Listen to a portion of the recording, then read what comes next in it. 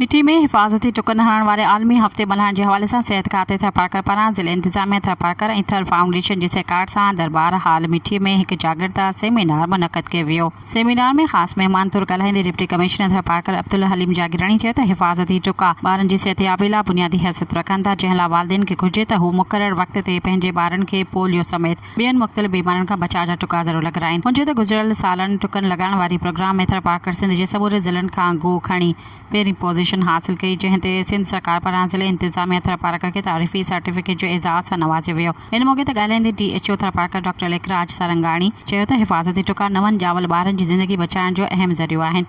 Seminar के खिताब कंदे additional district health officer Tharparkar ऐं API incharge doctor Bharat Kumar Soni चयो त थरपारकर ज़िले में 24 अप्रैल खां 30 अप्रैल 2025 ताईं बीमारियुनि खां बचाव लाइ टुका हणण ज़रिए ज़िंदगी बचाइण इंसानी तौरु मुमकिन आहे, जे उनवान सां आलमी हफ़्तो मल्हायो वियो। उन चयो त हर साल सिहत जे आलमी इदारे पारां 12 मुख़्तलिफ़ बीमारियुनि खां बचाव जा टुका हणण जो हफ़्तो मल्हायो वेंदो आहे, जंहिंजो मक़सदु पंहिंजी ईंदड़ नस्ल जे मुस्तक़बिल खे महफ़ूज़ बनाइण आहे।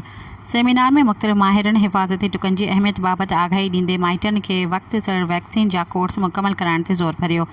जागृता सेमिनार में सिहत खाते जे अमलदारनि, PPHI, थर फाउंडेशन, गैर सरकारी तंज़ीमनि, इंटर्स हेल्थ नेटवर्क समेत सिविल सोसाइटी ऐं मीडिया जे नुमाइंदनि ऐं मक़ामी माण्हुनि जी वॾे अंग शिरकत कई।